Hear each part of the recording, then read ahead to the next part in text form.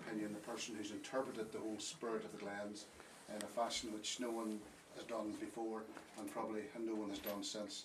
And there are a couple of poems. The first one really is about a sense of place and how important that John Hewitt thought the Glens were and how much he wanted to be here. The second one, probably related to my own profession as a local funeral director, about the rituals and the traditions that the wake have in the Glens, have always had in the Glens, and hopefully will always continue. So we'll start with this. Now, apologies to John, I've missed out little bits because I've concentrated on the place where we are today, which is Cushendalll and the Glens of Immram. I also apologise, I'm terrible at learning words, so I have them in front of me. So this is a poem by John Hewitt called The Ulster Names. I take my stand by the Ulster names, each clean hard name like a weathered stone. Torella, Rostrevor are flickering flames.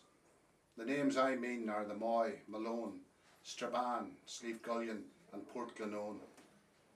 Even suppose that each name were freed from legend's ivy and history's moss, there'd be music still in, say, Carrick-a-Reid, though men forget it's the rock across the track of the salmon from Islay and the Ross. The names of a land show the heart of the race. They move in the tongue like the lilt of a song. You say the name, and I see the place. Drumboe, Dungannon or Annalong, Barony, Townland, we cannot go wrong. County by county you number them over, Tyrone, Fermanagh, Down, Armagh and Derry. There's one more county my pride still seeks. You give it the name and my quick thoughts run through the narrow towns with their wheels of trade, to Glenballyeman, Glenanne, Glendon, from Troston down to the Braes of Lade, for there is the place where the pact was made. But you've as good a right as I to praise the place where your face is known, for over us all is the self-same sky. The limestones locked in the sense of the bone, and who shall mock at the steadfast stone?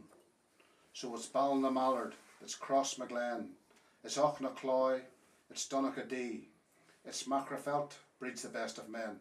I'll not deny it, but look for me on the moss between Ora and Slieveney. No. That's the one about place. This one is about the next place, and it's basically, I think it's a very evocative, very short poem about the importance of the wake and the importance that we in Cushendalll and the Glens give to the passing rites, and I think we're very good at doing it here. I think people see death as not simply an end, but as a start, as a celebration. And John Hewitt, was a very famous man, but John Hewitt, I think, just captured what a country wake was about, and how it hasn't changed that much. This poem was probably written in the 1950s, and it hasn't changed that much. A few of the traditions have changed, but I'm an old-fashioned guy. I try and insist they cover their mirrors and go out the same doors, all those other things that we all in the Glens from Glenarm right through to Glentazey try to do. So the wake. We snicked the latch where one was dead, constrained by ancient courtesy. The open coffin on the bed showed us the man we'd come to see. We gave our greetings to the gloom. I found a seat against the wall. My wife was hustled to the room, where women were foregathered all. Since turf and wick gave feeble light, the crouching shapes seemed much the same. With anxious ear and questing sight, I sought to join each shape and name.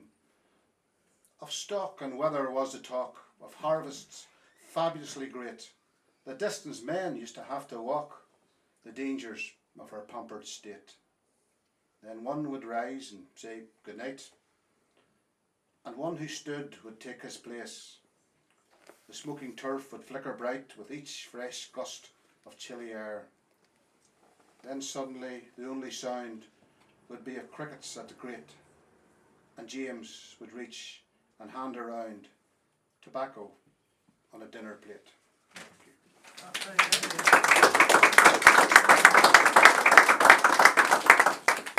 Onwards and upwards. Downward. Before you leave, could everyone take a pen